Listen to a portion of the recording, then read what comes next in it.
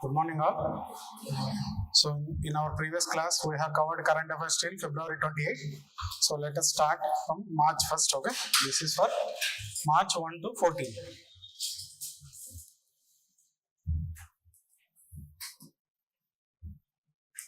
Our first news article is 3R and Circular Economy Declaration. So this is about how we consume things. This is about sustainable development. Normally this is how we consume. We take raw products, raw materials, we make the products we want, we consume them and we dispose whatever left.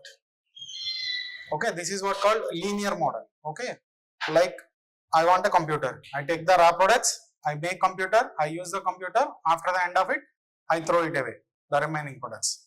I want a vehicle, I take the raw products, I use the vehicle, after the end I will just throw it away.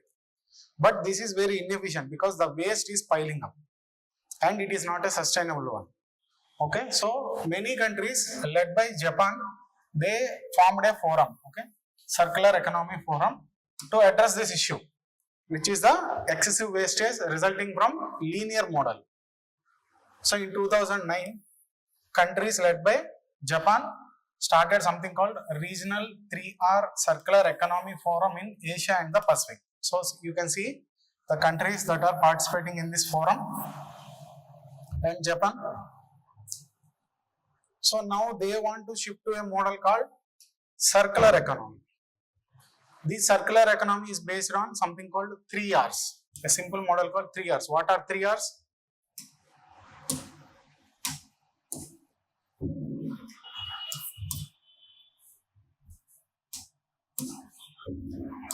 Reduce, reuse, recycle. 3Rs. This is how we convert linear economy into a circular economy. What is reduce? Use less. Lessen your uses. Reduce uses. Consume lesser things. That's how at the first step itself we reduce the wastage. Next is reuse. Use content as much as maximum. You have used it, if possible, reuse the most content. And recycle. Whatever you cannot use anymore, try for other methods, like can I do any improvisation to this or can I use this in some other way? Okay, so reduce, reuse, recycle. These 3Rs convert linear economy into a circular economy. So this is the foundational model of this 3R and Circular Economy Forum. It was started in 2009 and in 2013 they have convened in Vietnam, the city of Hanoi, and they have adopted a declaration called Hanoi 3R Declaration. It is a declaration on circular economy. Okay, so why this is in news? This is in news because in 2025, now they have convened in India. This forum, 3R Circular Economy Forum of Asia and Pacific, recently they have convened in India, in Jaipur, and they have, now you can see here, this Hanoi time is over, this period is done. Whatever the principles, whatever the declarations they have adopted, they have implemented for the past 10 years, now it is time for new revised guidelines or principles. So that is what they have done. They have adopted a new declaration, updated one for the next 10 years in Jaipur in India. So that is why this is in news. In the same meeting, because now we are the host, India is the host, government has taken an initiative and formed something called Cities Coalition for Circularity. So the same circular economy concept, now we are forming a city coalition. That means cities among these countries, whichever the country is part of this forum, cities among them like Delhi, Hanoi, etc., Tokyo. Now these cities share knowledge among them. They promote this sustainable development together. They collaborate on these circular economy models, they share knowledge, okay, they form partnerships, etc. So this cities coalition model is to promote sustainable development in cities together. So now you see the news, India launches multinational alliance for collaboration on sustainable development. Okay, that is the collaboration. Cities Coalition for Circularity. Where it is? It is in the 3R Circular Economy Forum of Asia and Pacific.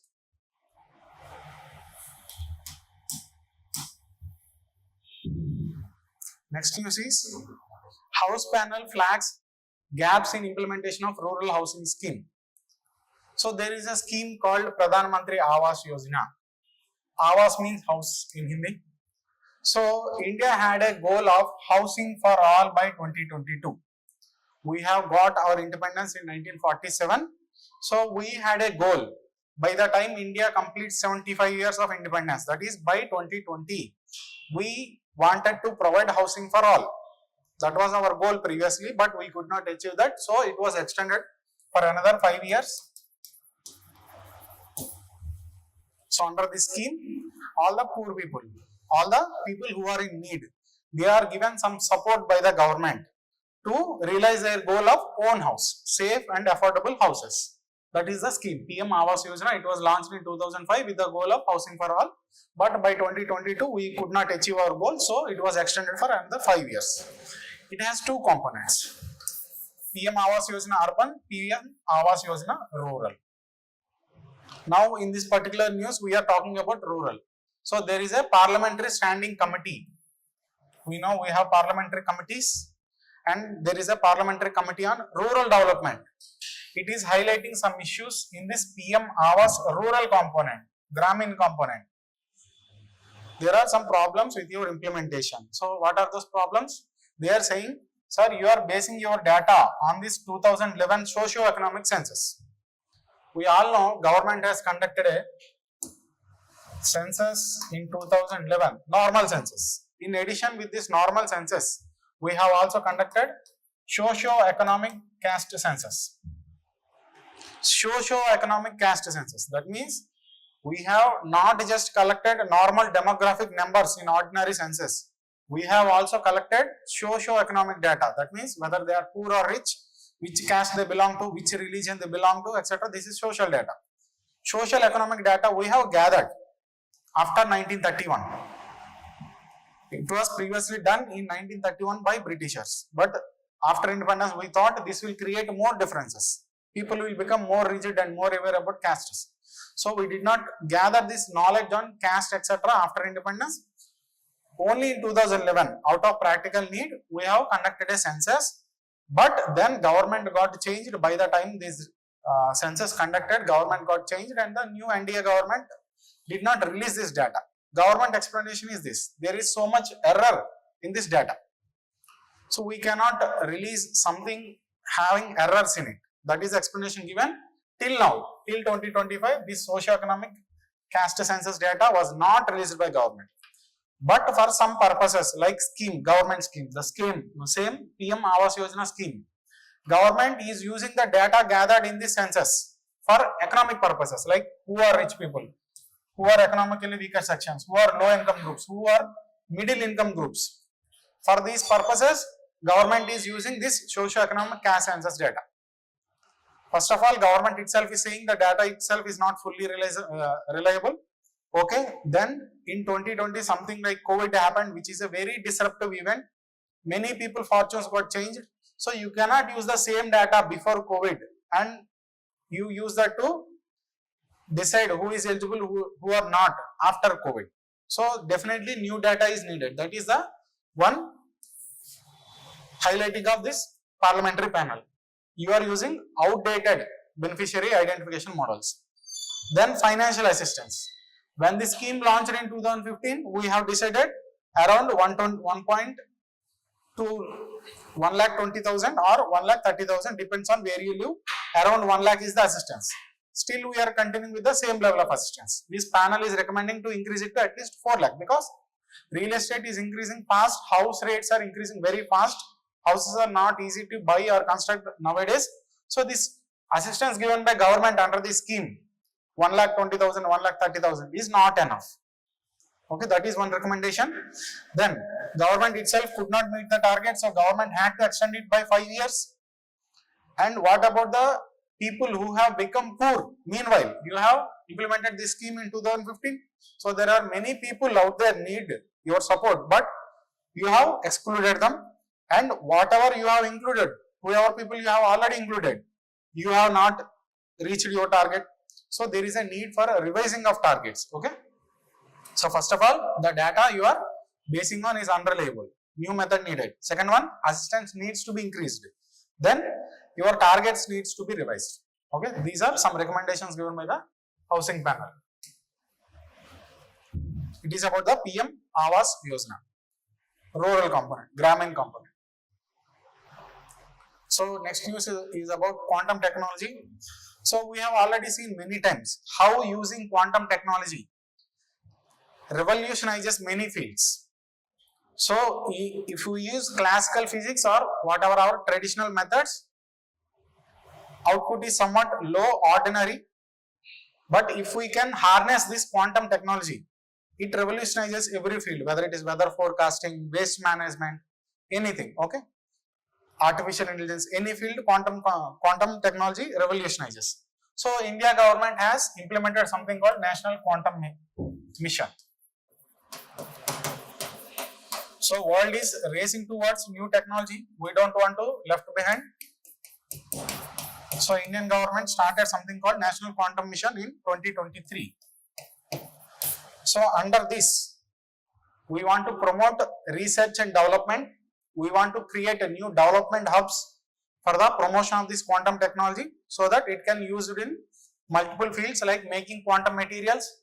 We have seen in previous class like how Google using a quantum chip called Willow in making artificial intelligence. Microsoft, Majorana 1, Amazon, Oscillate. Okay, so everyone is using quantum technology in AI race, artificial intelligence race. Then if you use quantum technology and make quantum computers, it is very useful in quantum communication and weather forecasting. We can forecast in a better way. Okay. So there are many ways you can maybe find alternative to plastic using quantum material. So applications are many, too many. So government came up with a National Quantum Mission to boost research and development in quantum technology. It is for the period 2023 to 2031. Government wants to build high-class, world-class quantum computers, quantum communication, okay, precision technologies, etc. So in many fields, in all these fields, we want to harness quantum technology. That is why we have implemented this mission. For this purpose, government also decided to establish some thematic hubs for development of this quantum communication. This is already existing. This mission, when we announced this mission, we have told we will develop some hubs for the development of this quantum technology. Now what is the news?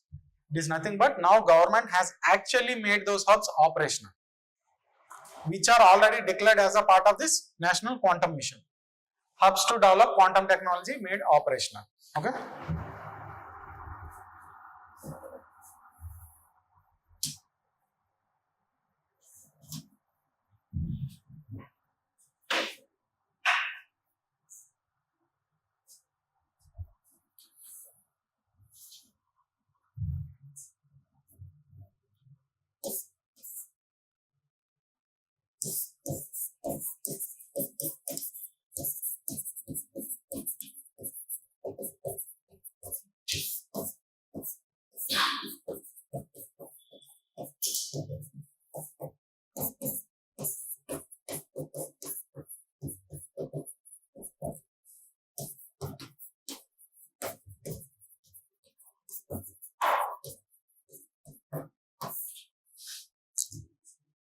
So in India, one of the biggest concern was that the expenditure, the cost of health expenditure is very high on ordinary person. People are poor, but the health costs are very high. So usually health expenditure of an ordinary person, of an ordinary family can be divided into two ways. One is inpatient, one is outpatient. Outpatient means you will have some minor problems, symptoms, some cold or some fever, you will go to doctor and you will come back to your home. This is outpatient visit. So you will buy some medicines at the medical counter, this is outpatient. Or if something is serious, or person may have met some accident or some serious disease which needs some surgery, etc. Then he will join in the hospital, it is called inpatient. So expenditure, health expenditures are two types, outpatient and inpatient. Now government wants to reduce the burden of health expenditure on the ordinary people, poor people. So government came up with a scheme called Ayushman Bharat Yojana. So it deals with both inpatient expenditure and outpatient expenditure. For dealing with outpatient expenditure, government has started something called health and wellness centers. Health and wellness centers.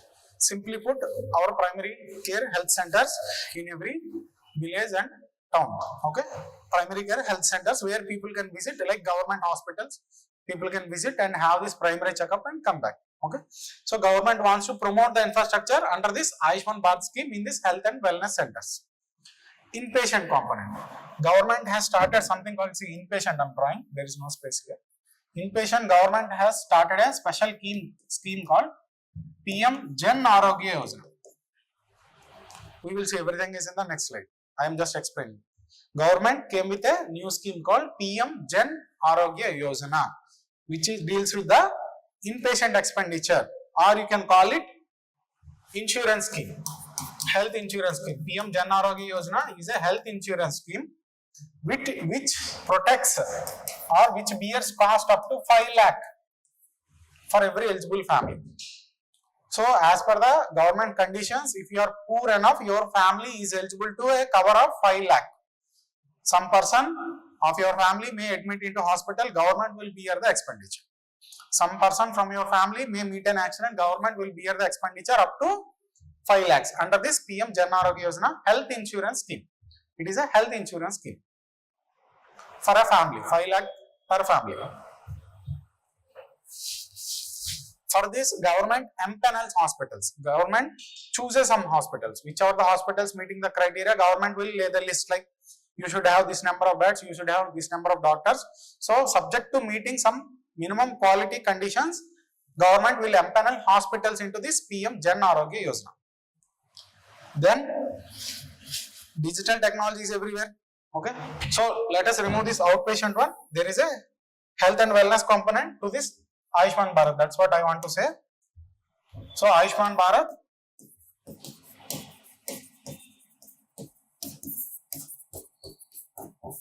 inpatient one, PM Jan Arogya Yojana, and digital revolution is everywhere. Now you also want to use digital technology to the maximum best purposes in promoting this health. So using digital technology in health, we have come up with a mission, National Digital Health Mission. Just to use digital technology in health sector, to promote a digital technology in health sector. Government had a mission called a National Digital Health Mission. So what is the common thing between these two? The common thing between these two is something called National Health Authority. So government has formed something called National Health Authority, which takes care of this PM Jan Arogya Yojana under Ayushman Bharat and also National Digital Health Mission of government. Okay. Now see what is National Health Authority is saying. It is saying, sir, this scheme, whatever you are giving to the people, PM Jan Arogya Yojana, in that you are empaneling some hospitals, and some of these hospitals are committing fraud. So this agency is recommending penalties on those hospitals which are committing frauds, like there will be no actual patient, but bill will be generated on behalf of the patient. That bill will be produced to the government, and government, we already know, will cover up to 5 lakhs per family. So government will give money to the hospital, but there is no actual patient on ground, or actual expenditure may be 50,000, they will exaggerate into 1 lakh or 2 lakh. So these are examples of frauds. So it became a common phenomena. It is both positive and negative. Positive thing is that National Health Authority is enforcing strict rigidly. It is a positive thing. But the negative thing is this scheme is seeing many frauds, misuses. So if there is a question on critical analysis of PM Jan Arogya Yojana, you can use this example. This is a common phenomena in which hospitals are getting penalized or de-empaneled from PM Jan Arogya Yojana scheme.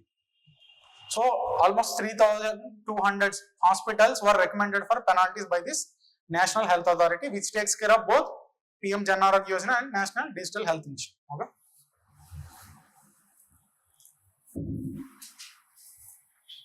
So it is an apex body responsible for implementing this PM Jan Arogya Yojana and also National Digital Health Mission. What is National Digital Health Mission? It is nothing but promoting digital health technology in our health sector, digitizing the health sector.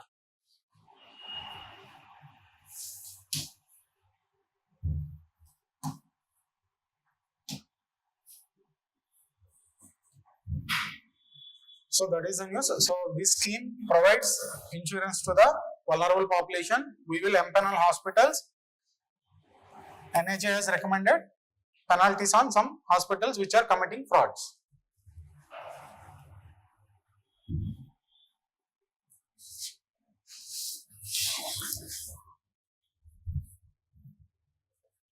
So next news is Lok Sabha passes bill to boost investments in oil and gas sector. So there is a new act passed by both Rajya Sabha and Lok Sabha now. It is a Oil Fields Regulation and Development Amendment Bill 2024. So there is already previously existing Oil Fields Bill, Oil Fields Act 1948. Now it is amending it. What are the amendments it is making? Like see, we have mines. In India, if you see, there is an entry in union list, I think 54, I am not exactly sure. There is some entry in union list which states that union can make law on mines. Okay, as per the, as per the conditions it thinks better. Okay, so union has passed something called Minerals and Mines Development and Regulation Act, MMDR Act 1957. So there is an entry in state list also, which says that states have rights over the minerals within its region subject to laws made by union. So union can make any law on mines and minerals. Subject to the laws of the union, state can make laws. So union has made this MMDR Act in which only minor minerals were given to the state governments. Major minerals like coal, etc. still our union government regulates. So this is about minerals and mines. Now what about oil fields? So till now under this Oil and Gas Regulation Act, till now this act, which is original act is 1948, Oil Fields Act.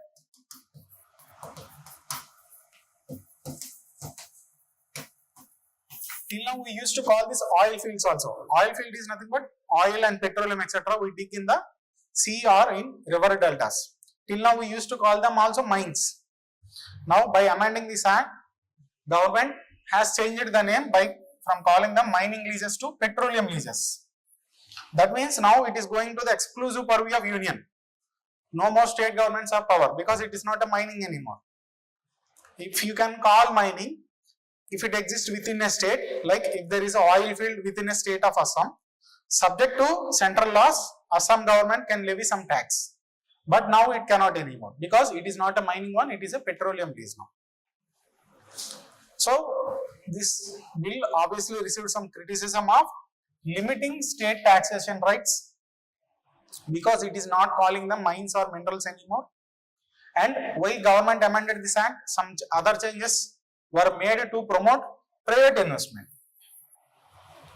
So there are our own PSUs also, but government is focusing on privatization. So it is one criticism. Why are you preferring private investment over promoting our own government PSUs? And there is also environmental component. If you invite private companies without conducting proper studies, etc., then it may also lead to environment hazards. Okay. So this is about Oil Fields Regulation and Development Amendment Bill 2024. Soon it will become act. It is already passed by both Lok Sabha and Rajya Sabha. So what are the products that come under this? Oil fields, petroleum, natural gas, coal bed methane. See, coal bed methane is a solid product which can be found in continental mass. Shale gas. These are the products that come under oil fields, petroleum leases.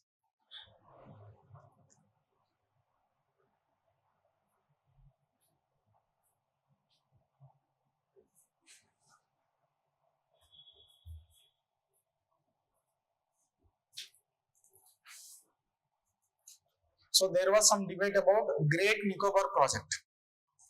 What is this Great Nicobar project? So we all know Andaman Nicobar Islands.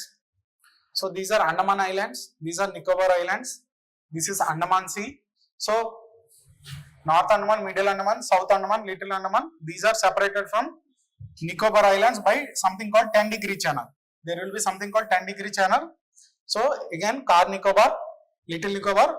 On the southernmost point, there is something called Great Nicobar Island. This is our point of discussion. Southernmost island, Great Nicobar. So in this Great Nicobar, you will also read in environment, there are some biosphere reserves. Great Nicobar Biosphere Reserves is among those 18 biosphere reserves. Okay. So Great Nicobar Biosphere Reserve is a very eco-sensitive region, one of the very high biodiverse regions of India or of the world even. So this is Great Nicobar Island. Almost 85% of this island is declared as Biosphere Reserve. And in this Biosphere Reserve, there are two national parks.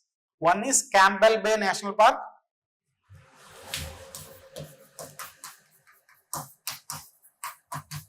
Campbell Bay National Park, and another one is Galathea National Park. See, Galathea National Park, Campbell National Park, this whole thing is Great Nicobar Biosphere Reserve. Now government came up with something called Great Nicobar Project. What is it, Great Nicobar Project? In this southern part especially, government wants to develop a international airport, one international container transshipment terminal, okay, some ecotourism projects, etc. Government wants to develop infrastructure on this island. So government is coming up with a 75,000 crore huge projects, multiple infrastructure projects on this island. So government is seeing from multiple perspectives, like security. We are seeing that China is increasing its strength in Indian Ocean. So we want to be alert, and this is one of the strategic points we have. So from defense perspective, tourism, infrastructure, etc. So government wants to develop this region through Great Nicobar project. It is almost up to 75,000 crore project. But at the same time, the concern is that this is a very eco-sensitive, high biodiverse region. There are many sensitive animals on this island. There are some tribes also, Nicobaris, Shompen tribes, etc. living in this. So this project is receiving so much criticism from the beginning, and some cases were also filed in Supreme Court. Cases were under sub judice. I mean, court is yet to give a judgment. So because court did not give any final judgment, government is not answering some questions. Government is saying, wait till court gives judgment, then I will answer. When court is considering something, I cannot give my answers. So this is in the news. This is the Andaman and Nicobar Island. This is the Great Nicobar project. So you can see some tribes like Nicobaris tribes, Shompen tribes, and so much wildlife on the island. So if you construct infrastructure projects in such eco-sensitive region, it will obviously a threat to all this biodiversity.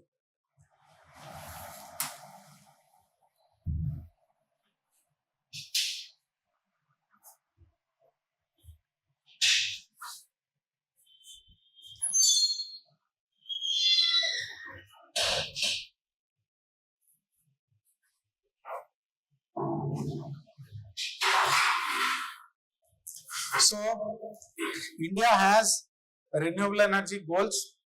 We want to reduce pollution. We want to prevent global warming, reduce global warming. We want to prevent extreme climate changes. So we have some of targets which are increasing renewable energy sources. So every renewable energy source like solar power, wind power, etc. have some limitations. Like if you promote solar power, you can only gather electricity during whenever sun is available. If there is some eclipse or night time, you cannot gather, you cannot produce solar power. Same with wind. Wind can only be produced when there is wind, and they need land, and they need so many elements like critical elements. We have already seen in our previous class critical elements. So there are some elements which are very sensitive to a particular country, like lithium to India. Lithium is very much needed in our EV push, electric vehicles push, renewable energy push, but we don't have lithium reserves. We depend on China for lithium reserves. So even this renewable energy sector has its own challenges for India. So one of the renewable energy, you can say, are non-fossil fuel, not renewable. Nuclear energy is a non-fossil fuel energy. It does not pollute the environment as much as the carbon sources. But nuclear energy also has its own disadvantages. Like when you place a nuclear reactor, it comes with a threat. What will happen if something goes wrong? Chernobyl, 3 Mile Island. So there are many, Fukushima. There are many historical disasters example across the world where nuclear disasters have never seen damage historically. That damage is very extreme, very severe. So wherever you announce a nuclear project, people are very worried about the project, and it requires so much land, so much water, etc. So nuclear energy comes up with its own challenges, and there is so much regulation on nuclear energy across the world. Many countries don't trust India with nuclear energy. Okay. So nuclear energy is a good one which helps us in our targets to reduce pollution, to meet climate goals, but it has its own challenges. So these large conventional nuclear reactors have some problems. There is a new idea. Why make such big nuclear reactors? Why not make some smaller reactors? So there are some versions of nuclear reactors. One is the traditional larger one. Another one is smaller one, medium size, smaller, like 2 or 3 can be fit in this room. Another one is micro, which is of 1 to 2 meter size. Okay. So smaller one are, these are too small. You need too many to produce the required electricity. This is too big, coming up with other challenges like land, etc. So this small, medium one is a good fit for countries like India, where land is a very valuable resource and people are worried about the consequences of the big nuclear plants. So this small reactor is a good idea. So that's that technology, small reactors, is in development. So it is called small modular nuclear reactor. Small refers to the size. What is modular? Modules. Modular means they come in pre-made modules. So like phone components, car components, these small modular nuclear components are made in bulk in factories. So when you come to the place, you will just assemble. Okay, it come in different modules where all modules will be assembled. It is a nuclear reactor. So small module nuclear reactor is seen as a sustainable, viable option to meet our climate goals. So many countries, including India, are pursuing this small modular nuclear reactors. So traditional nuclear reactor, you will see at least 800 megawatts or 1000 megawatts is the normal capacity. Usual capacity is the 1000 megawatts. But for small modular reactor, which can be carried in a simple truck, this small modular reactor can be carried in a simple truck. These traditional reactors have to be constructed on the place. You decide the location, you construct there, you operate there. But this small modular reactor can be produced in bulk in factories and they can be assembled on the location. Okay. So this capacity is usually maximum of 300 megawatt. So this is practically feasible, but this technology is yet to be fully developed. Okay. That is what our minister is saying. Design of small modular reactors completed. Okay. So it is, design is yet to be completed. Now we have to put it in practice, implementation. So what are the advantages of these small modular reactors? They are reliable low carbon power. Solar, wind are low carbon options, but they are not fully reliable. You can produce solar power only when sun is available. You can produce wind power only wind is available. And you need critical minerals for that. Okay. But for nuclear thing, you don't need critical minerals. India itself have enough thorium and low quality uranium India have. That is what enough for small modular reactors. Okay. It also supports our decarbonization goals, etc. It is simple and cost effective, lower land requirements. It does not need too much space like the traditional nuclear power plants. And there is also a lesser consequences of nuclear reactors going wrong. Okay. So there are some advantages with the small modular reactors. That is why government is pursuing it.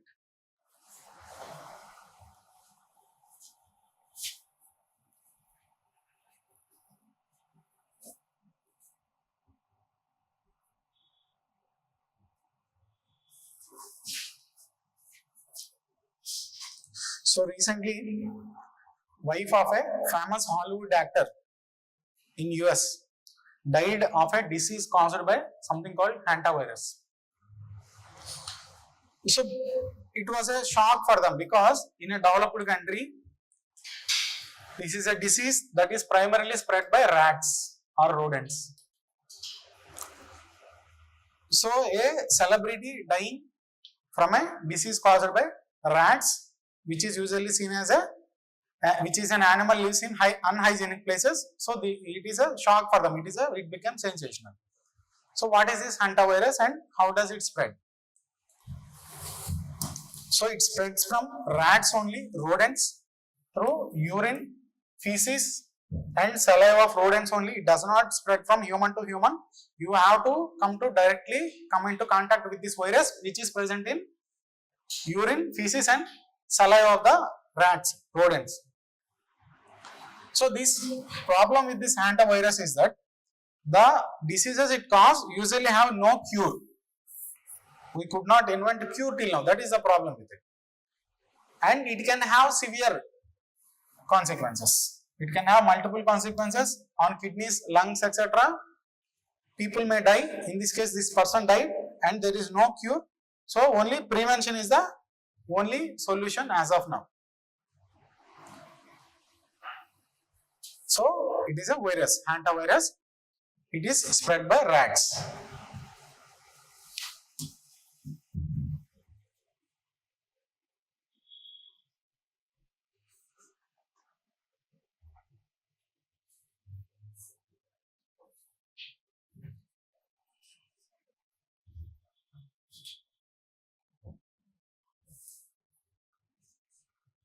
So we are seeing many civil wars going in Africa, in DR Congo, Rwanda and Sudan. Now it is in a region called Tigray. So where is this Tigray region? It is in country called Ethiopia. In the Eastern Africa, there is a region called Tigray region. In this Tigray region, some civil war is happening. So because it is in news, you can see here, you can see the neighbors of Ethiopia, Somalia, Kenya, South Sudan, Sudan, Eritrea, Djibouti. It is a landlocked country. It does not have any access to sea. Capital of Ethiopia is Addis Ababa.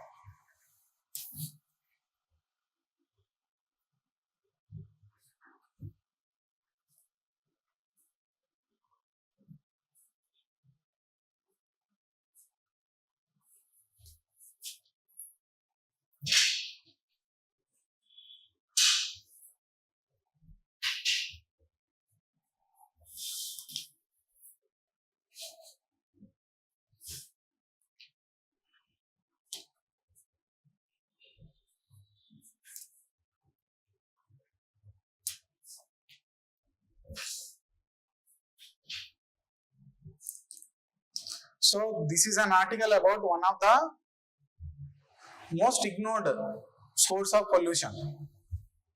So we construct houses. For construction of houses or any building, we need bricks. Bricks are usually made of mud. How bricks are made? We take mud out of the land and we make into brick-like things. Then we put into kilns, brick kilns, and we burn them. We burn them using fuel or wood. So that means we are polluting the environment. So the dried up bricks we will use in construction. So in the construction sector, there is a polluting source we are still yet to address. So this article talks about an alternative to the bricks which we normally use in building of the houses. So fungus is a group of species. So usually fungus have something called this thread-like elements called mycelia. It is called mycelia. It is a thread-like element. Most funguses have. So this mycelia fungus uses to bind the material which it is consuming. Whenever a product is getting decayed, fungus will occupy there and it will slowly consume it. So in this process, it will produce this mycelia, which is nothing but a thin foil-like structures. So then it was found that when you gather all this mycelia and compress them, it will form a brick-like structure. From a fungus which is biodegradable, no need to burn or anything. When you gather it, it will form a brick-like structure. If we use these bricks made of this mycelia fungus, it is generally believed that it is a sustainable alternative to the normal bricks, mud bricks we are using. Mud bricks take so much of soil, it degrades land. When you take soil out of land, it also degrades land, affects the agriculture, and it is polluting environment. So it is one of the alternatives. The problem is that it is also having some negatives. See, what are the positives of this bricks made of mycelium of fungus? It is eco-friendly. It is not polluting environment. It is not degrading soil. It is lightweight. It is fire resistant. Okay, it provides good thermal insulation. It requires low energy to produce. You don't have to burn. You don't have to use any fuel. It absorbs CO2. It is not only not polluting, it is absorbing CO2, this mycelium. So it is a carbon negative one. While making these bricks, you are actually taking carbon from the environment, not releasing it. But it also comes with some disadvantages as of now, because this technology is not yet fully developed. Research is not yet fully developed. There are still some requirements need to be made, like it is as of now weaker than our normal bricks made of concrete or mud. It is weaker. It is not as strong as the ordinary bricks. It degrades in moisture. It catches moisture, water from the air. So over the years, it becomes wet and degrades. Because it is biodegradable, that is also one problem. It becomes easily broken. Okay, load bearing capacity is also low. It takes time to grow. This mycelium, how much mycelium you will gather, how much you have to compress to have a brick like this, how many bricks we need. So the scale needs to be increased. And it needs to be added some protective coatings. As it is like that, you cannot use it. You may have to mix it with some other chemicals. So there is a lot of research needs to be done. But the article talks about this looks like a good alternative. Go in this direction. Okay. So mycelium is the root-like structure of a fungus consisting of network of fine thread-like filaments. It acts as a natural binder while breaking down the ordinary matter. So it comes with some advantages, disadvantages. So it shows promise. There is a lot to be done yet, but still it is showing promise. That is the summary of this article. The promise of mycelium bricks against climate change.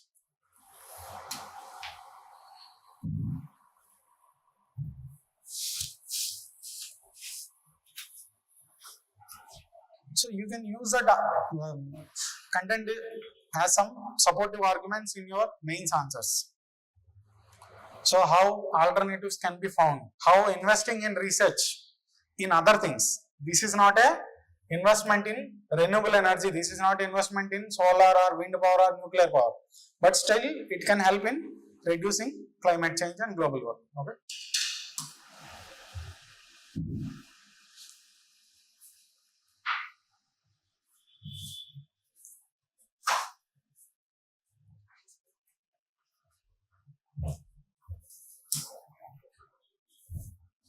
So there is a Switzerland company called IQA. It released a report on air pollution across the world, cities of the world. The report name is World Air Quality Report 2024. Released by IQA. It is usually measuring the pollution by something called PM 2.5, particulate matter, which is a very smaller in size, 2.5 micrometer. Why PM 2.5? It is the most dangerous thing. You can even inhale it. You can inhale it, it can reach your lungs, PM 2.5. It is a very small one, 2.5 micrometer, PM 2.5. So it is analyzing air pollution by the levels of PM 2.5 in various cities. So as per this report, The most polluted city in the world is something called Bairnihat. Most unexpected, it is in India, but it is in Meghalaya. So the most polluted city in the world is not Delhi or Mumbai. It is a city called Bairnihat in Meghalaya. Why that region? Because it is a industrialized region in the border of Meghalaya and Assam. And because of its geography also, it does not have enough space to that pollution to get dissipated. So this is a geographical and industrial reasons. Because of industrial and geographical reasons, this city in Meghalaya is the most polluted city in the world. So most polluted city is in India, but it is not Delhi. And what about Delhi? It is declared as the most polluted capital in the world. So our capital is the most polluted capital in the world.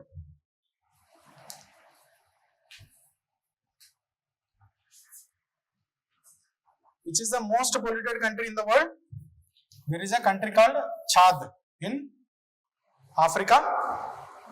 It is the most polluted country in the world. And India is ranked as the 5th most polluted country. So first is this Chad, second is Bangladesh, third is Pakistan, fourth is DR Congo, and fifth is India. So even though as per this data we are improving slowly compared to previous years, we have improved, but still we have so much to improve. We are 5th most polluted.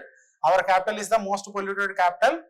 Most polluted city is in India, and many cities in India, like top 13 polluted cities out of top 20. There are 13 Indian cities in the top 20 most polluted cities in the world. Okay. So this is so much data you can use in mains answers or essay, etc.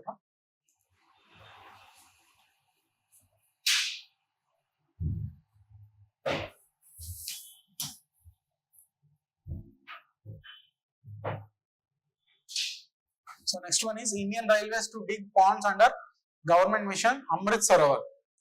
So Indian government few years back came up with a mission called Amrit Sarovar. Sarovar means lake in Hindi. So government wants to develop 75 ponds to rejuvenate 75 ponds in every district in India. This is the scheme. This is the scheme of Amrit Sarovar. Now news is very small, minor news. Indian Railways is also contributing to form this, rejuvenate these ponds under this mission Amrit Sarovar. It is a mission already announced a few years back, Amrit Sarovar. So Amrit Sarovar is announced in April 2022 to rejuvenate 75 ponds per district. In every district, at least 75 ponds. So to have sustainable water resources, to increase community participation, etc. This is the initiative of Ministry of Rural Development. Ministry of Rural Development with the help of Bhaskaracharya National Institute for Space Application and Geoinformatics. Initiative of Ministry of Rural Development with this institute, and what is the intent? To rejuvenate at least 75 ponds in every district. Now they are using the Indian Railways in this part. So wherever the tracks, near to the tracks, Indian government will rejuvenate all those ponds which are available.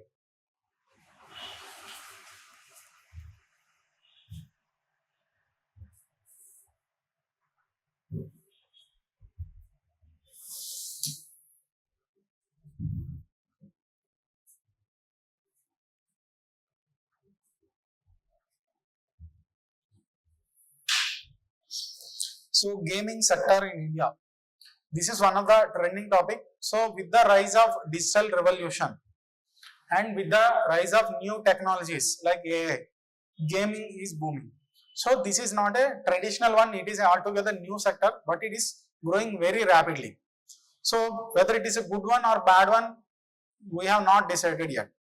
So in gaming, usually games are two types.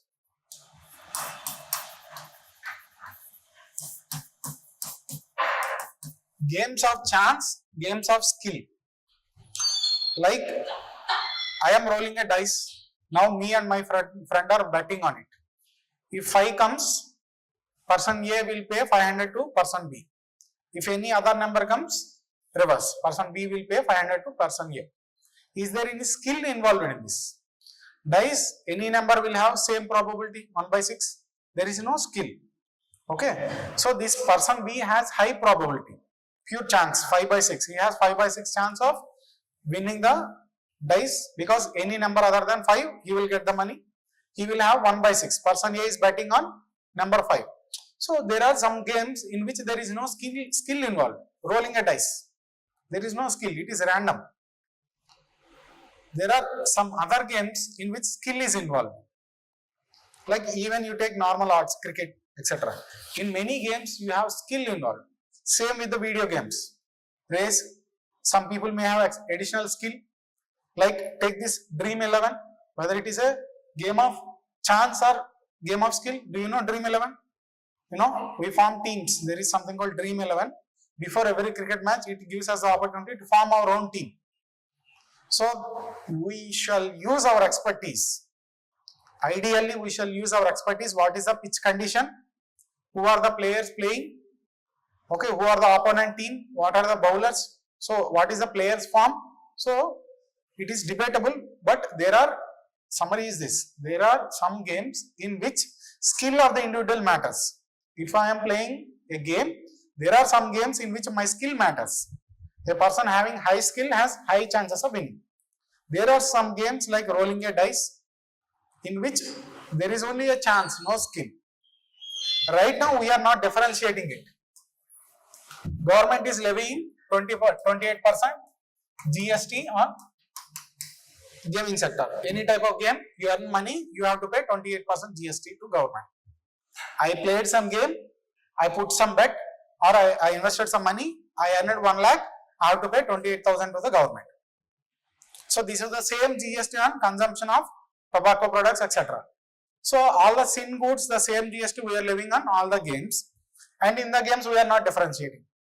So usually people see only game of chances are bad.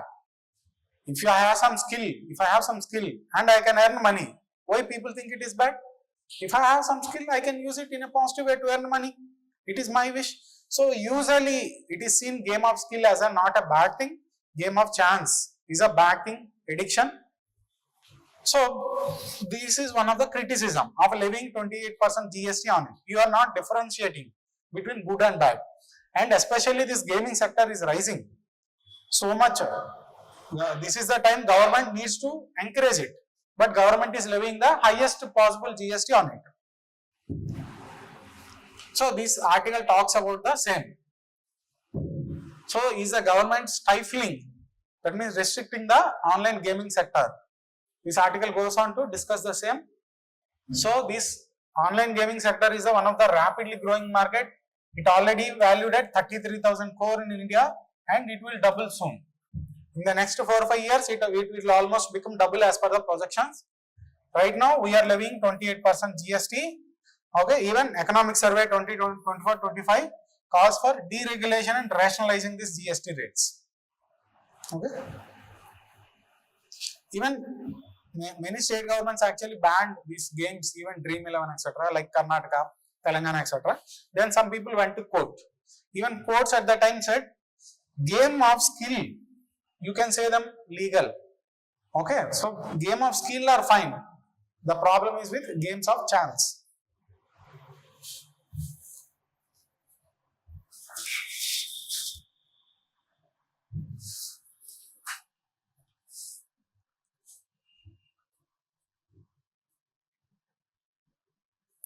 So our Prime Minister recently visited this Mauritius country. So during this time, some initiatives were announced. So first let us focus on where is Mauritius. So this is the Indian Ocean, this is the African continent, Madagascar. So to the east of the Madagascar, we have Mauritius, which is a group of islands. So you must be hearing this Chagos Archipelago, Diego Garcia frequently in news.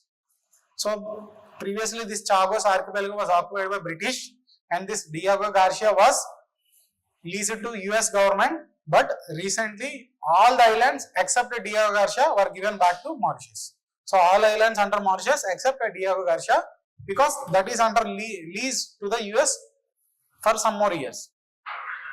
So Mauritius is a group of islands in the Indian Ocean to the east of the Africa, and it is seen as a part of Africa.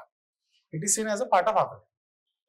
So if we want to promote trade ties with Africa, they must be having some pact among them. All the African countries, let's say all the African countries have some free trade pact among them. So Mauritius is our gateway to going into African economy, etc. So Mauritius, we also have some historical civilizational ties. Many people during the British era times were sent here for plantation purposes, and many people choose to settle there. Almost 70% of Mauritius people are Indian origin. So we have civilizational people ties, etc., historical ties. So that is why Mauritius is very important to us. It is the second most country for us in FDI. We receive most foreign direct investment, FDI, from Singapore. Singapore is the number one right now. Second is Mauritius. It does not mean all the people there are rich, but people are coming to Mauritius to start companies because of some tax incentive, etc. From Mauritius. From Mauritius based companies, they are in turn investing in India. So highest FDI is coming from Singapore 1, Mauritius 2. So Mauritius is very important. That is why we have made some amendments to our double taxation avoidance agreement. Double taxation. If an economic activity is happening, both India and Mauritius both shall not levy. If activity is happening in India, India will levy tax, not Mauritius. If India and Mauritius both levy tax, it is mutually destructive. That person will not prefer both the countries because he is getting taxed twice here and there. So these double taxation avoidance agreements ensures that the company or person will be taxed only once at one place. Double taxation avoidance. So we have upgraded our ties to strategic level, and during this visit, this is the most important news. Prime Minister has launched something called Mahasagar Vision. Mahasagar Vision. What is this Mahasagar? So in 2015, we came up with a concept called Sagar. Sagar in Hindi means ocean. So there is also some abbreviation for this Sagar. So with this Sagar, we want to promote maritime, economic, security, etc. ties among these Indian Ocean region countries. See, Indian Ocean only. Only among these Indian Ocean countries to promote, okay, to promote economical,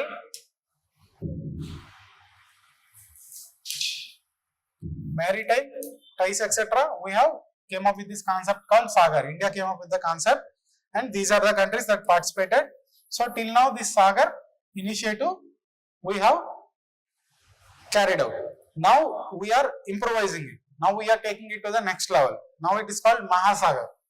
Now not only this Indian Ocean region countries, now we are bringing all the global south countries. African countries, Asian countries, Latin American countries, Pacific Island countries, etc. Now government is bringing more countries into this initiative. It is nothing but just develop together. Cooperate on many aspects and develop together. Okay, this is for global south. See, no developed countries, this is being used as a common forum for developing countries, global south. So till now we have this initiative called Sagar. Now it became Mahasagar. So, and there is one thing you should focus on, Agalega Island. So Mauritius is a group of islands. One island we know is Diego Garcia, which will be frequently news. Another island is Agalega Island. Why this Agalega Island is in news? Because India has invested in some infrastructure on this island. We have helped in developing some airport and runway, etc. and jetty. Jetty is that thing which boats are used for parking boats. It is a structure, wooden structure like that, some cement structure in which boats are parked. Okay, jetty. So new runway, jetty, etc. were developed by India on this Agalega Island, and India also supporting Mauritius claim over Chagos Archipelago. So these islands are already written.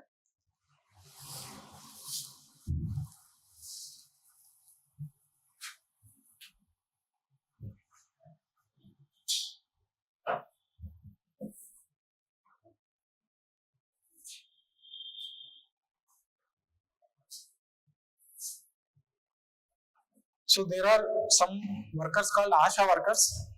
They are in every state in India.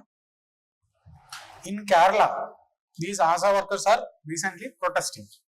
That is why they are in news. So India has many health targets like infant mortality, maternal mortality. We are a poorer country few years ago, and we have high infant mortality. So many children are dying after being born. We have high mortality rate. Many mothers are dying after giving birth to children few years back. So we wanted to improvise our health indicators. It is also a part of SDG goals. So to improve these health indicators, we have come up with something called National Rural Health Mission. Okay, Health Mission. And in rural areas, the component of health mission is National Rural Health Mission. There are some workers called ASHA workers. Okay, accredited social health workers, etc., activists, etc. So there are some people called ASHA workers, which are a crucial component of this National Rural Health Mission. So they take care of many rural health aspects. They go to house, they ensure immunization of every child. Okay, they take care of maternal mothers, etc., who have given birth to children recently. So they play a very crucial role, but they are not treated as workers. These ASHA workers are a crucial component of our government initiative, National Rural Health Mission, and they are doing it for so many years. Okay, but they are not treated as government employees. Till now, they are seen as volunteers. Till now, they are seen as volunteers, and they are usually given around 10,000 rupees per month. It varies from state to state. Some states may give extra, some states may less, but it is roughly around 10,000 rupees. It is not a salary. They are not workers. It is not a salary. They are volunteers. It is called honorarium. So something we are giving on our own because they are contributing something. It varies from state to state, but they are given very less. See, they are working whole month and they are working in a crucial sector which is seeing rapid improvements. Because of them, India has seen so much improvement in health indicators over the past few years. But these people are giving their life. Once a person becomes ASHA worker, usually she will continue till the end of the life. Usually married women, widowed women are preferred because this is the one empowers them. They are working throughout their life, but they are not seen as workers. They are not seen as employees. They are not given salaries. They are given only something called honorarium, which varies from state to state and depends on scheme. If government announces a new scheme and government asks these people to implement that scheme, government will give, okay, this month you will receive some 500 extra if you implement this scheme. Or something happens like, see, Tamil Nadu government and central government are fighting over PM Shri scheme. If something happens like that, that state ASHA workers will not receive that amount. So it is very variable. There is no fixed component. There are no retirement benefits because they are not seen as employees. They have no retirement benefits. So what will happen when they retire, when they become old? So they have many concerns, grievances, which were not addressed till now throughout India. In Kerala, they started protesting because they are receiving very less amount. They do not have any benefits. So they are protesting in Kerala. And the same is then a political fight between Kerala government and union government started. Same like this Tamil Nadu issue. Now Kerala accused union government not releasing funds. Central government is saying, we have issued funds to you previously, but you did not give us the clarification how you utilize the previous funds. Where is the utilization certificate of the previous funds? You give that, then we will give you new funds. So there is a political issue. These people are not receiving proper monies every month, and whatever they are receiving is very less. They have no retirement benefits. So they are protesting, and this issue is in discussion. So ASHA workers are part of National Health Mission from 2005. They have played a very critical role, but they remain unpaid volunteers. They are receiving only honorarium, not salaries, and they are very less.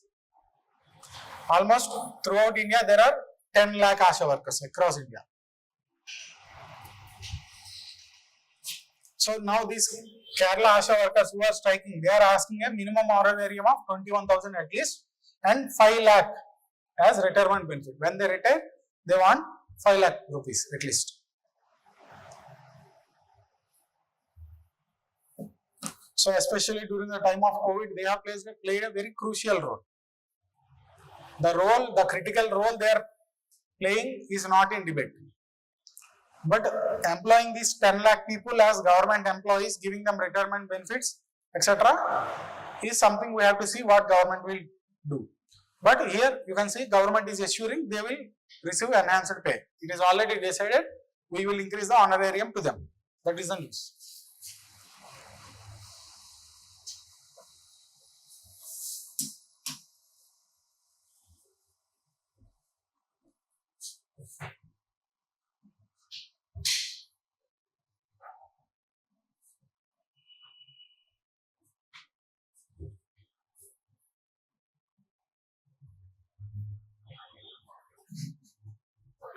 So we have something called Wildlife Protection Act 1972, Wildlife Protection Act, under which we wanted to protect various kinds of wildlife. So under this Wildlife Protection Act, we have announced an initiative called Project Tiger 1973, and we have also formed National Tiger Conservation Authority NTCA, Project Tiger NTCA. Under this Project Tiger, government will declare tiger reserves. Tiger reserves. Wherever there is a movement of tiger, that area will be secured and will be placed under some minimum requirements or restrictions so that there will be a conservation of tigers. So till now we had 57 tiger reserves.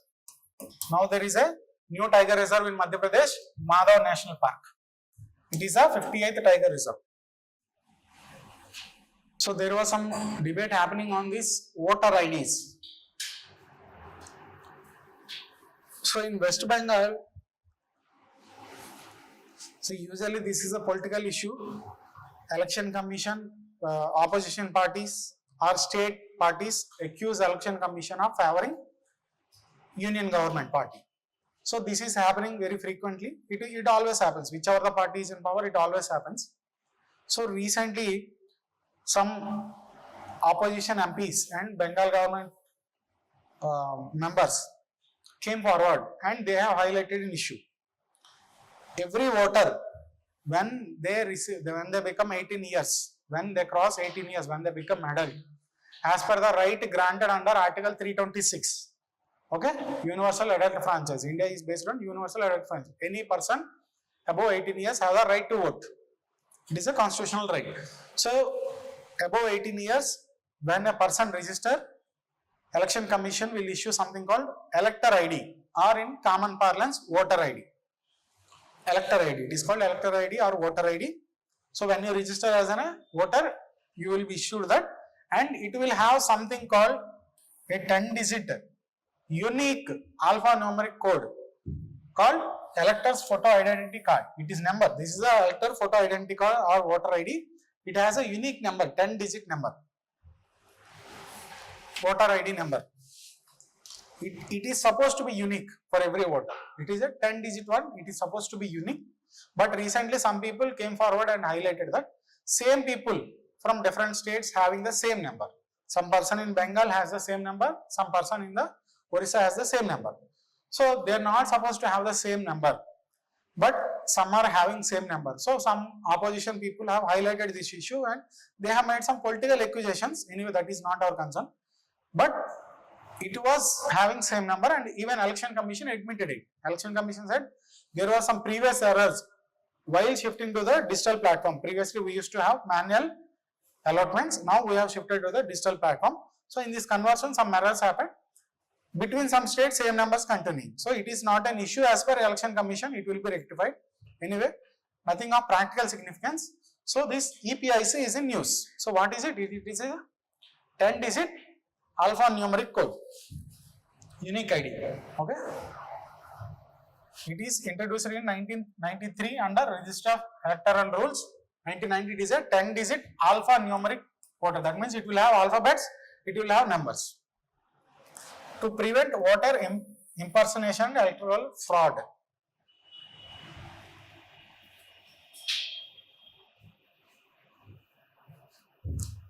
So it is a unique identifier linking a voter to the photo, constituency and polling station. To identify the voter, you can be identified based on your voter ID. That is the intent. That is why this was introduced, to prevent frauds and to identify the voter.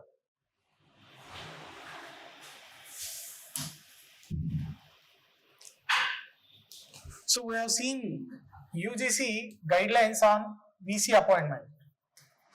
UGC recently issued guidelines on appointment of staff in universities including BC. It was very much in the news. We have already discussed it. There are so many articles, tens and articles. Again another article. The difference is that all the articles till now I have seen are usually criticizing the UGC for encroaching the power of state. And coming under political influence, etc. And UGC going over its mandate. UGC is supposed to take academic issues, consider academic issues, but UGC is going into administrative domain. So there are some criticisms directed at this UGC guidelines recently issued by University Grants Commission, which is a statutory body. This article also talks about the same, but this is a supportive article. This is the first article I have seen completely supporting the UGC guidelines. Okay, they are admitting there may be one or two valid criticism of this, but they are saying it is time to update the VC election process. So you can use this as pros and cons. This is the pro part. All the articles we are seeing till now is con part. Okay, critical analysis, you need to produce both sides. That is why I just want to highlight it.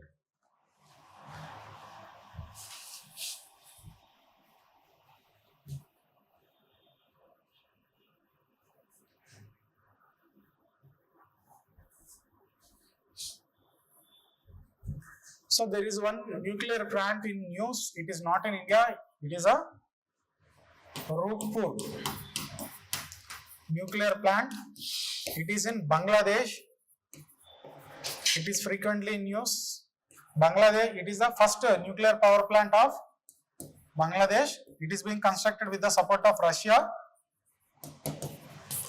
Roopur nuclear plant. It is in Bangladesh. If a question comes, Roopur recently in news, it is in Bangladesh. It is being constructed with the help of Russia. And why it is in news?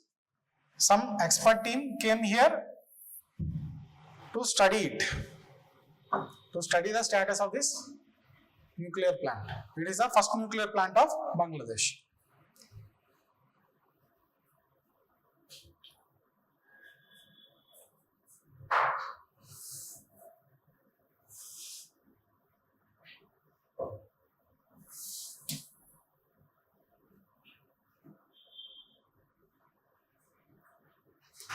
So, in our modern history, we will see more or less 19th century is the time of reformation. There are many socio-reform movements happened in 19th century in almost all religions of India.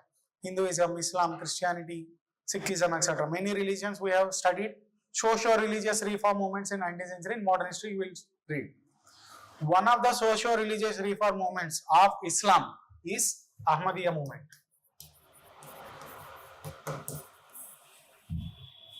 It is in India. It started in Punjab. So usually there are many sects in Islam. Two most important sects are Sunni and Shia. So there is a person called Mirza Ghulam Muhammad. So in Punjab in 1889, he started a new movement called Ahmadiyya movement. It had a liberal outlook contrary to the conservative Islam. He had a liberal outlook. He promoted liberal principles like equality of Western principles, etc. He has promoted liberal principles. And there were some religious differences also, like ordinary Muslims, whether you are a Sunni or Shia, you believe that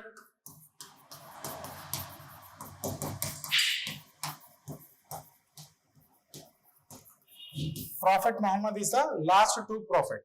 This is what Muslims believe. There is no prophet after Prophet Muhammad. This is the last one. But this Mirza Ghulam Muhammad claimed, I am the next prophet. But other Muslims are not accepting this. So you can see the differences between Ahmadiyyas and other Muslims.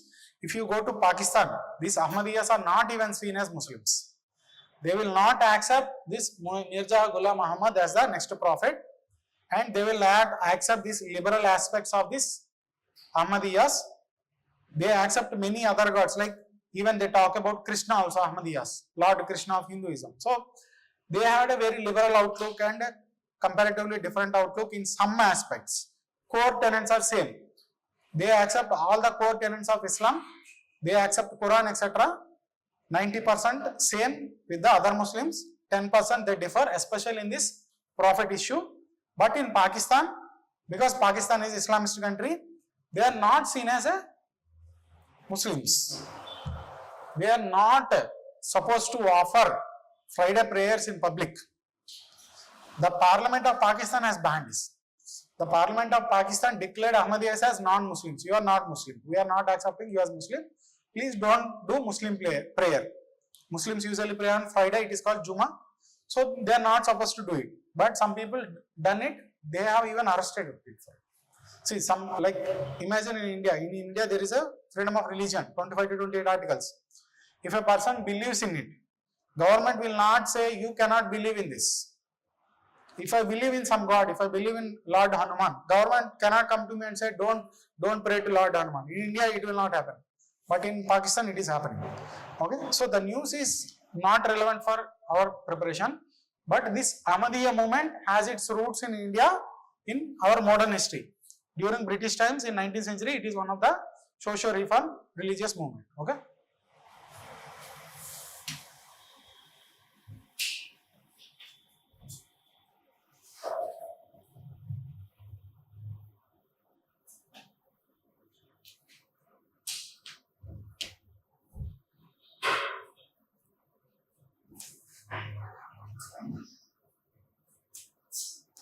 So Israel and this Hamas have fought a war for almost 2 years, and there is a ceasefire going on right now. They have stopped fighting. By this time, Israel government has gone so much inside the Palestine, Gaza, etc., and they have occupied many territories of Palestine. So there is a debate. What will happen to these occupied Palestinian territories? What is the status of civilians there? What is the status of a fighter who fought on behalf of Hamas, but now he is not fighting, he is surrendering, prisoner of war. So what is the status of these civilians, prisoner of war, etc.? There is a debate going on. So Switzerland is taking an initiative. It is hosting a conference on this occupied Palestinian territories. So how this is relevant to UPSC? In this statement, while they are conveying their intent to host this conference on Palestine, they said, we will invite all the 196 signatories to the Geneva Convention. So what is this Geneva Convention? There are a group of treaties, not a single one. There are a group of multiple treaties which are called as Geneva Conventions, or you can call them international humanitarian laws. They talk about what will happen to rights of wartime prisoners. See, if you see, few years back, there is an Indian Air Force pilot called Abhimanyu Varthaman. He was caught by Pakistan Army. There was a dogfight in air. Unfortunately, he landed on the Pakistan occupied Kashmir, and Pakistan Army taken control of him. But he was returned. He was returned to India. He was sent back to India. Why? He was handed out to India because of Geneva Conventions. In Geneva Conventions, you cannot harm a person who is not armed. He is not armed. In air, he is fighting. But when he landed, he is not armed and he is not fighting anyone. Okay, so the rights of prisoners, he is a prisoner at that time, civilians, military personnel, etc. So the rights of the civilians, military personnel and war prisoners, etc. are codified in this Geneva Conventions. So all the parties of the Geneva Conventions were invited by this Switzerland to discuss on the Palestinian territory issue. What will happen? They will conclude something based on the Geneva Conventions. So this issue is not important. Just have a look at what is Geneva Conventions.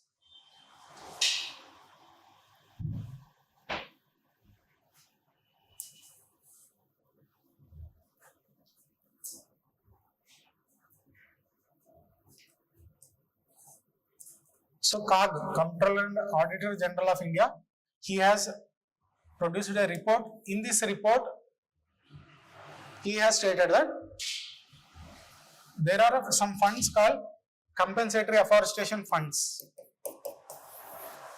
These funds were misused by the government of Uttarakhand. So this is a claim. Let's see what is it. So there is an act called Forest Act 1980. There is an act called Forest Act 1980. It defines forest. It defines what is forest, what is not.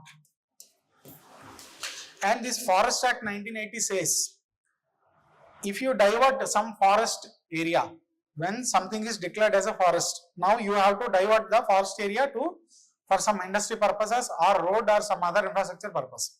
If you divert a forest for non-forest purposes, then you have to compensate by planting trees, by afforestation on same amount of land elsewhere. Now, I want to construct a factory on a forest area. I will cut, let's say, 1,000 trees. So, this act says it is mandatory for me to plant the same 1,000 trees on another land. It is called afforestation. It is compensatory afforestation. I am compensating because I am cutting down a forest elsewhere.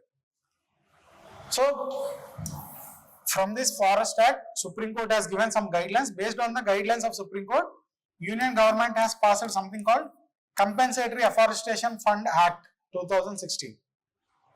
So, in this, some funds have been formed at national level and state level.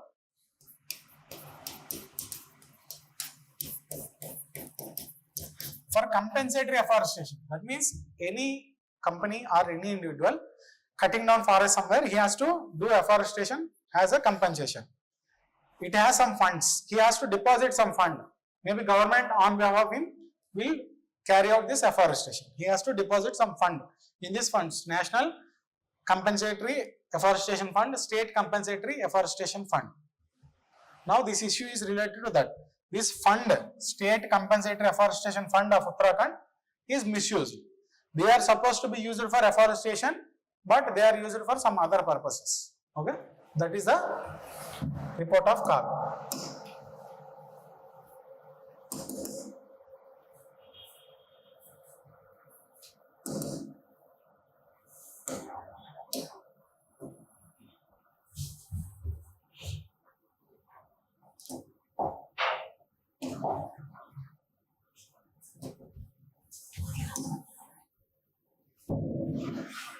So we have something called Forest Act 1980. It makes afforestation compensatory mandatory. So based on this, government has passed a Compensatory Afforestation Fund Act 2016. It establishes both national and state level funds and some authorities also. Compensatory Afforestation Management Authority. And the issue is that now the state level fund of Uttarakhand is being misused as per CAG, Comptroller and Auditor General.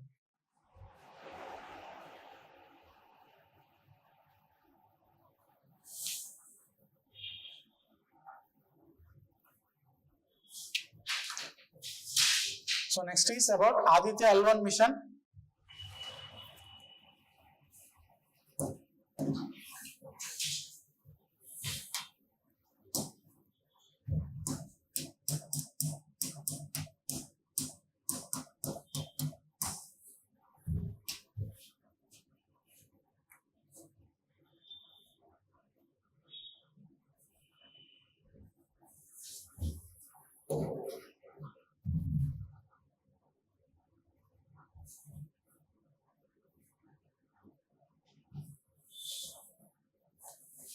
So you take any two bodies in the universe, they have gravitational force between them.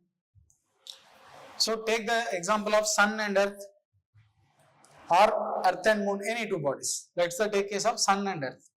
So Sun will have some gravitational force, Sun will pull Earth. Earth will also have some gravitational force, Earth will also pull Sun towards it. But Sun is bigger, larger. So net moment is Earth will move towards the Sun. Or because of some other forces, it will continue to revolve around the Sun. This is gravity. but there will be some points because of this interaction between them or around them. There will be some points where the net gravity is 0. There will be some point between sun and moon where you will not be attracted by sun or earth. The gravity of earth, if I stand here at this point called L1, my gravity from earth towards this side is exactly equal to my gravity from sun towards this side. So I am being equally attracted from both directions, which means I will stand here. The net gravity is 0. Some gravity is this side, some gravity is this side, net is 0. So Lagrange points are nothing but, there are some points called Lagrange points. These points are nothing but where gravitational pull is net 0 for any two given bodies. If you take sun and earth, there are 5 such points because of the sun earth system. L1, L2, L3, L4, L5.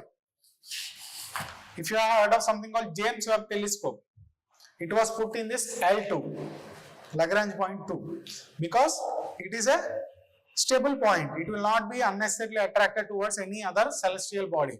It is a stable point. Now we wanted to study sun. India wanted to study sun. So India wanted to send a spacecraft to study sun. So India has put up at this point L1. It is nearest to the sun. It is a stable point, which means less energy. If point is not stable, if it is continuously moving, you have to adjust it using fuel. Using fuel means capacity will be limited. Only source available here is solar energy. So you have to identify a stable point, and there is something called L1. So we have sent our spacecraft, which is called Aditya, to this L1. Understood? Lagrange point and L1. So that is why we call our mission Aditya L1. What is Aditya L1? Aditya L1 is a mission to study sun, which is placed at the Lagrange point L1. Okay. Now we wanted to study sun, so it is already there. Last year it went there. Now it is studying the sun.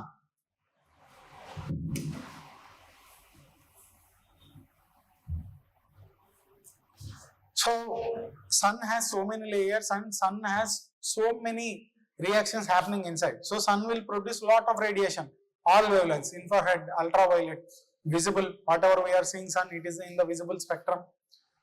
Okay, so sun produces all types of radiation, and there are some ejections from sun. See, this is sun. If a sudden energy, very high amount of energy suddenly comes out of sun, maybe because of some internal reactions, it is called solar flares. It is a flare, sudden burst of energy. If some plasma particles comes from sun, it is called coronal mass ejection. There is a upper layer called corona. It is called corona of sun. From corona, if some plasma comes, usually it comes, it is called coronal mass ejection. Earth will have its own magnetic sphere. You know, Earth has cores, our inner core, outer core, liquid core. So because of our core, we have something called a magnetosphere around Earth. Similarly, sun will have its own magnetic sphere. So because of its reactions and change of magnetism, you will hear of something called solar cycle. Sun has a 11-year magnetic cycle where its magnetic poles gets reversed. You will hear in news somewhere solar maximum, solar minimum, etc. So frequently sun will eject some plasma into space. It is called coronal mass ejection. When it is sudden burst of energy from sun, it is called solar flares. If it may be sudden or normal, slow, gradual plasma ejection, it is called coronal mass ejection. Okay, so there are different types of radiations coming out of sun. Now we want to study sun. So wherever this activity is happening, intense activity that is causing in solar flares, it is called kernels.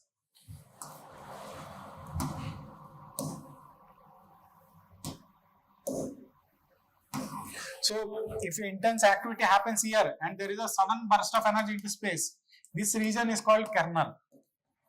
So one of the mission component of Aditya L1 is to study the kernels also. So recently it has shown images of the first kernel it observed. That is the news. Okay.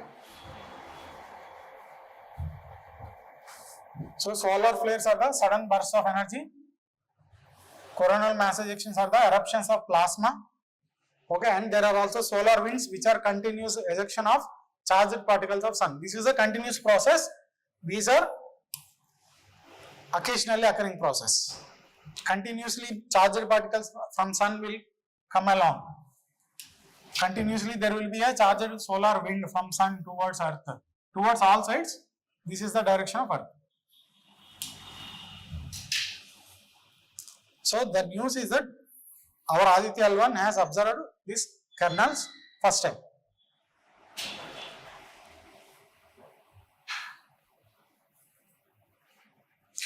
So there is another news again regarding sun and earth only.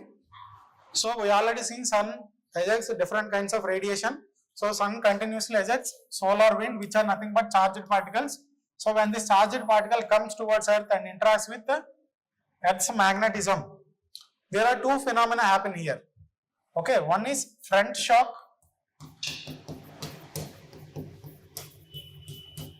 Another one is bow shock. These are not a much important news, but there might be a chance. Question may come like this. Front shock and bow shock, which are recently in news, are related to. Okay, interaction of solar wind to earth magnetosphere. Understood? So in this article, there are two terms mentioned which might be important. One is that front shock, when the solar wind comes and interacts with the earth magnetism, here is a small shock created. What is shock? Just a increase in energy of the particles. This is small region is called front shock, and then there is a something called bow shock, a bigger burst of particles in a bow shape. So two terms, just understand. When solar wind, sun emits many types of radiation. One type is solar wind. When the solar wind meets earth magnetosphere, two processes happen: front shock, bow shock.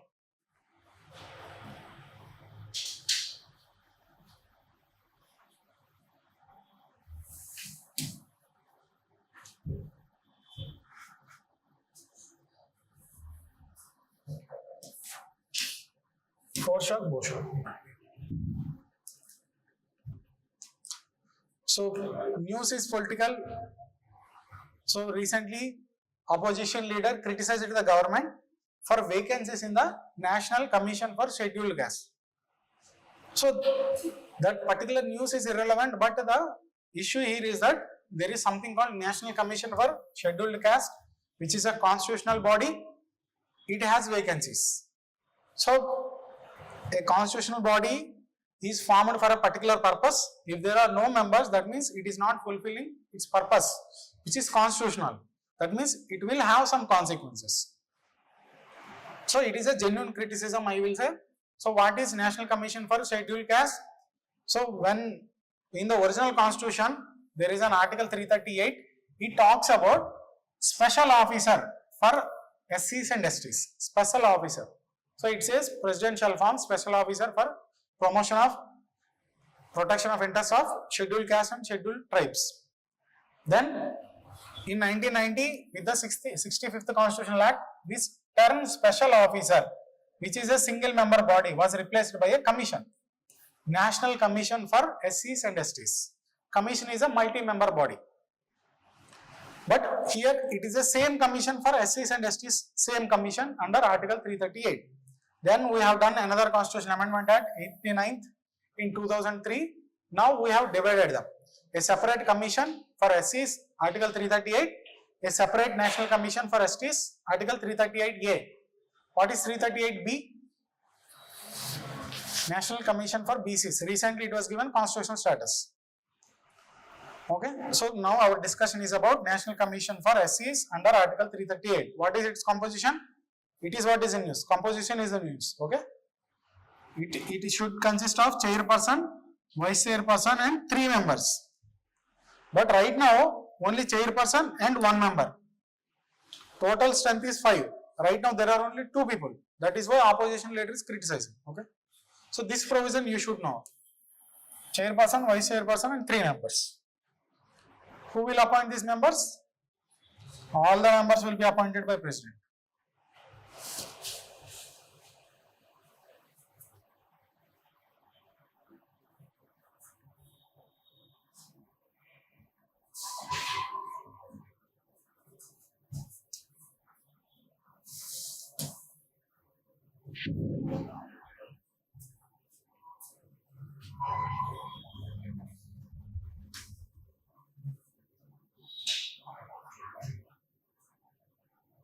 So recently a study was conducted to identify how many dolphins are there in India, especially gangetic dolphins. Okay. So it is a factual news. I did not include facts. There are multiple articles, by the way. So this is a, you can say, important topic. Just in 2 weeks, there are many articles on the same issue. But what we should know is river dolphins. See, dolphins belong to a species called teethed whales. They have teeth. They belong to whale family. They are called teethed whales. There are many types of teethed whales. One type is dolphins. Dolphins you will see in ocean, also in rivers. So oceanic dolphins, riverine dolphins, two types. So dolphins in ocean available everywhere throughout the world. You can find anywhere. Riverine dolphin you will find only in two places. One is Southern American continent, another one is South Asia. Nowhere else you will find riverine dolphins. Okay, one is Southern America, American continent, and South Asia. So this Irrawaddy dolphin is not a river dolphin. It is an oceanic dolphin.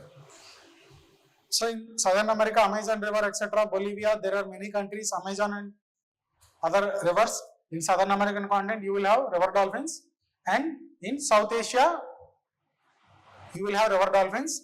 There used to be river dolphins in China, but now they have gone extinct. So in South Asia, you will find river dolphins only in India, Pakistan, Bangladesh, Nepal, etc. Only South Asia, complete rigid South Asia. So in coming to our part, you will find two types of riverine dolphins here. One is Ganges dolphin, another one is Indus dolphin. So as you can say in the names, in the river Ganga and its tributaries and also Brahmaputra, you will find Ganga dolphin, Ganges river dolphin. In the Indus river and its tributaries, you can find Indus dolphin. Can you tell me a state where you can find Indus dolphin in India? I told you Indus river dolphin you can see in Indus and its tributaries. So which states you can find Indus river dolphin? Jammu Kashmir, possibly Ladakh, Punjab. Okay. Ganges river dolphins, Uttarakhand, UP, Bihar, okay, possibly in Jharkhand, Bengal, Bangladesh, Assam. In Brahmaputra also same dolphin. Okay. So this Ganga dolphin count is done recently. So both of the dolphins IUCN status is endangered. No need any dolphin, you see dolphin, you put endangered. Because see, dolphins have more or less same threats. This, see here, Irrawaddy dolphin, there is a third dolphin which you can find inland in India. I am not talking about oceanic dolphins in this article. We are talking about inland dolphins, in which two are riverine dolphins. Okay, let's make it inland dolphins. There is another inland dolphin called Irrawaddy dolphin. You can find in India in Chilka Lake. This you can find in Chilka Lake. This is actually oceanic dolphin. It can live in salt water. These live in fresh water. Okay, Ganga, Brahmaputra, Indus, fresh water. Irrawaddy dolphin is an oceanic dolphin which can live in salt water, but it will go to Irrawaddy river of Myanmar. That comes from name Irrawaddy dolphin, and it will also come to Chilka Lake of Odisha. Okay, so you can find this dolphin in Chilka Lake. It is also endangered. Any dolphin you will see endangered. Put IUCN status endangered. No need to confuse. Why? Because all these dolphins more or less face the same threats. One is we are building dams. We are building dams. We are polluting rivers. We are polluting rivers. Okay.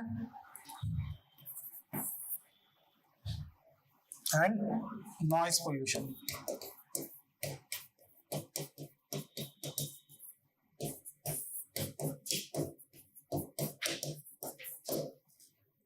See, these dolphins, they cannot see. Both these Indus and Ganges dolphins, they cannot see. They use a technique called echolocation.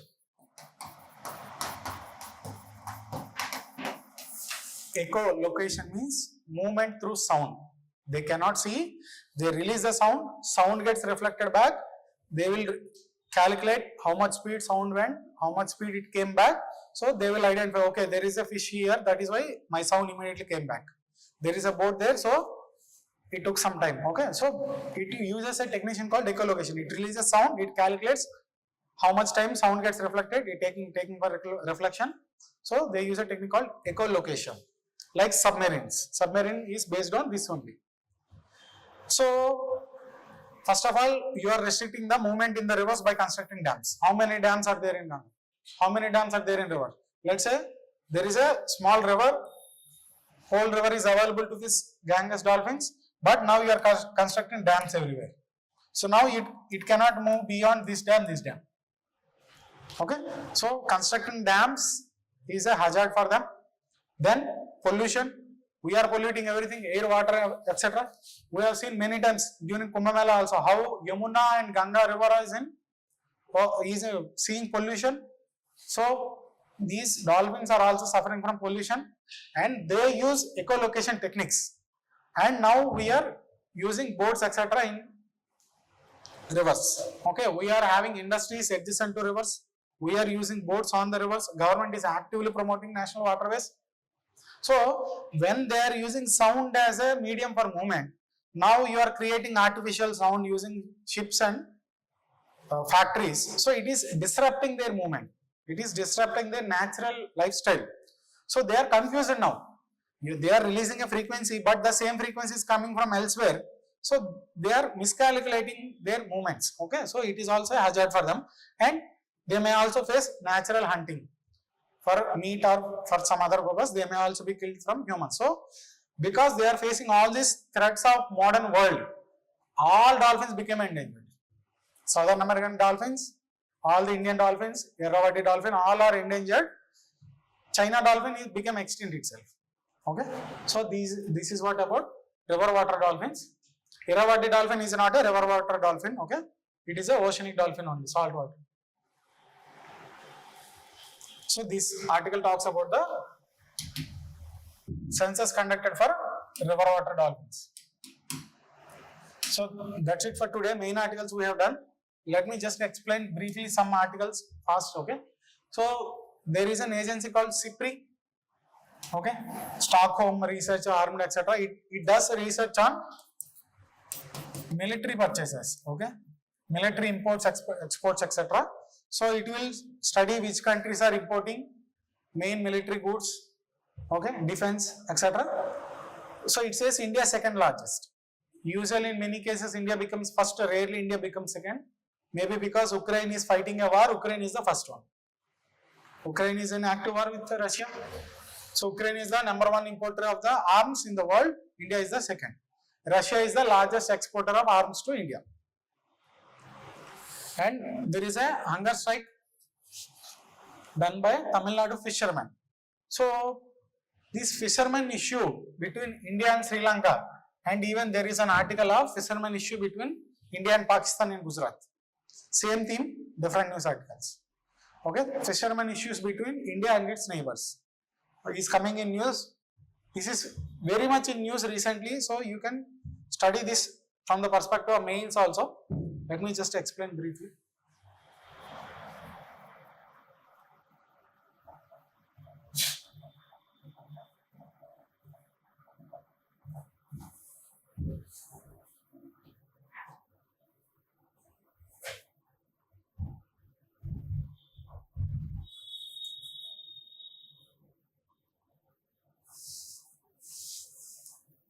So this is India, Tamil Nadu.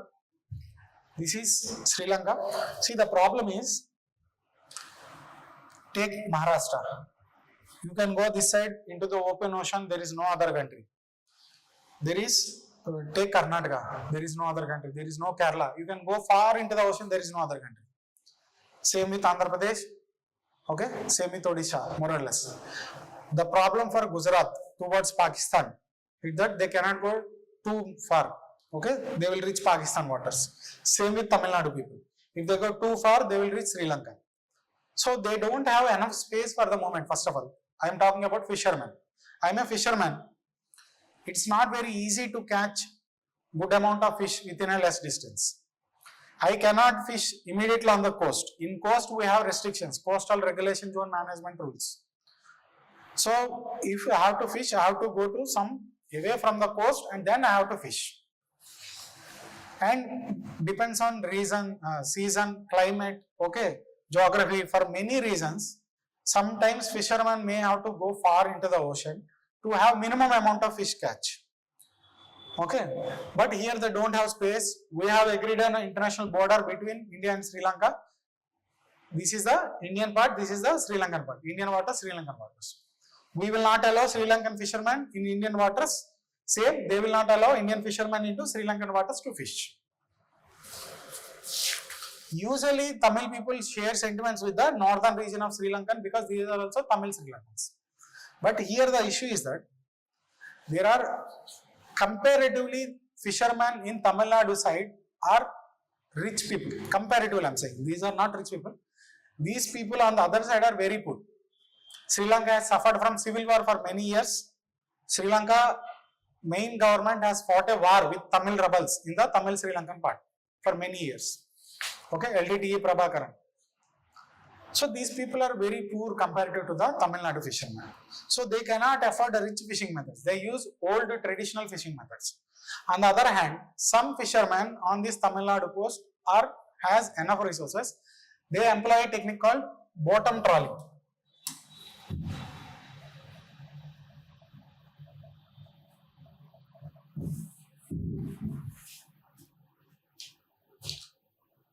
So they employ a technique called bottom trawling.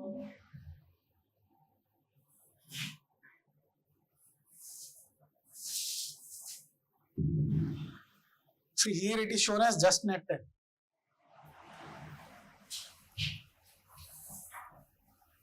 Here it is shown as just a net they are dragging, but usually they may have some metal elements also. So in this bottom trawling technique, they just drag something from the bottom, whole bottom, sea bottom. They will put something and they will just drag along the bottom so that they will have all the catch at the bottom. Okay, but this is a very unsafe technique. You can see here, not only fish, they are also severely harming all the other biodiversity, etc. on the bottom of the sea. This is a very unsustainable technique, hazardous technique, but it gives them higher catch and it is somewhat costly. Two reasons here. First of all, it is not advisable. So many fishermen who have this look of sustainability towards nature, they will not employ this. And people who cannot afford also cannot employ this technique. People who have enough resources and does not care too much about this harm to the environment, they employ this technique. So unfortunately, some fishermen from Tamil Nadu are resorting to this bottom trawling technique. So the issues are two here. One is, first of all, people are crossing boundaries. Indian fishermen going to Tamil Nadu waters, Sri Lankan waters, Sri Lankan fishermen coming to Tamil Nadu waters. So first of all, this is an issue. Okay, it can be understood. The problem is, some fishermen from India are resorting to bottom trawling technique and they are dragging in the Sri Lanka water. They are going to Sri Lanka waters and they are harming all the environment doing this bottom trawling in the Sri Lankan waters. So naturally it will anger the Sri Lankan fishermen because it is harming their catch. If Indian fishermen come here, take all the fish here, what will happen to these fishermen who are using very old techniques? So it is economically harming them, it is harming the Sri Lankan biodiversity. So Sri Lankan government usually takes this very seriously. Usually you will see Sri Lankan Navy fired on Indian fishermen. Sri Lankan Navy fired on Indian fishermen. Why they are resorting very serious measures as harming, killing, okay, not arresting and returning back? Because they are very angered with the usage of bottom trawling by Indian fishermen. It is a banned technique. Indian government banned bottom trawling, but still some people use it. Bottom trawling must end. Some Sri Lankan person is saying, first you end bottom trawling. So this is a issue where governments have to talk, but Sri Lankan government, because of its various internal reasons, they are not coming for talks. So this issue is not yet resolved. Okay. Same issue we have with Pakistan because of the run of Kutch issue, some delineation issue, etc. Okay. So this is a perennial issue coming on. It is not yet resolved. The solution is talks between Indian government and the Sri Lankan government.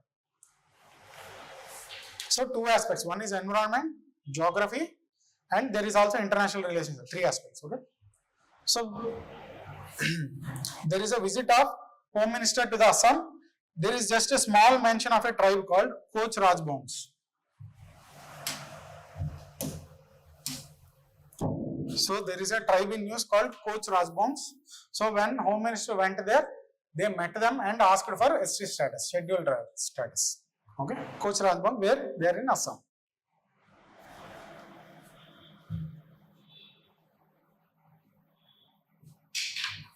So that's it with the current affairs for this week. Okay. We may take a break till prelims. Okay. Anyone wants to ask any doubts about prelims preparation or mains preparation? You can ask. Okay. Otherwise, we may give a break to current affairs class till prelims because you might be going already into prelims mode.